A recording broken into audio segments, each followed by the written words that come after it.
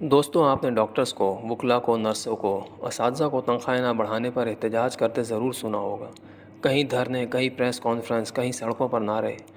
لیکن ایک ذات ایسی بھی ہے جس نے کبھی احتجاج کرتے نہیں دیکھا ہوگا، وہ ہے مسجد کا امام۔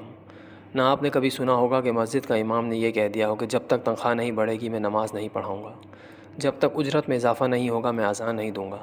اور تنخواہ وہ بھی کتنی؟ 15,000، 17,000، زیادہ سے زیادہ 20,000 روپے، جبکہ ملک میں کم سے کم اجرت 35,000 سے 37,000 روپے مقرر ہے۔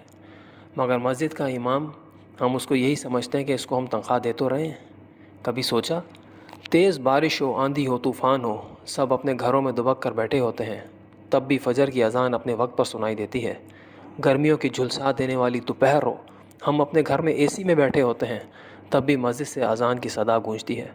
سردیوں کی خون جما دینے والی راتیں ہوں، جب ہم لحاف میں دبک کر سوتے ہیں، تب بھی مسجد کا امام پوری پابندی کے ساتھ اذان دے رہا ہوتا ہے۔ موسم کی سختیاں اس کے ارادے کو بدل نہیں سکتی۔ وہ اپنے بیوی بچوں کو پیچھے چھوڑ کر تاریک راتوں میں، سنسان گلیوں میں صرف دین کی خدمت کی جذبے سے مسجد کی طرف جاتا ہے۔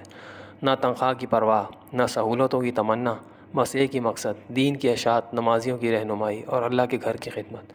کیا ہمارا اتنا بھی فرض نہیں بنتا کہ اس کی بنیادی ضروریات کا خیال رکھیں؟ کم سے کم اس کے بچوں کی تعلیم کا بندوبست ہو جائے، اس کو بیماری میں مدد مل جائے، کم سے کم اس کے مکان کے کرائے کا بل ادا کر دیں۔ عیسائیوں اور یہودیوں کے پادری تو بڑی بڑی گاڑیوں میں آتے ہیں، ہم سے اتنا بھی نہیں ہوتا کہ ہم اپنے امام کی چپل ہی دیکھ لیں صرف؟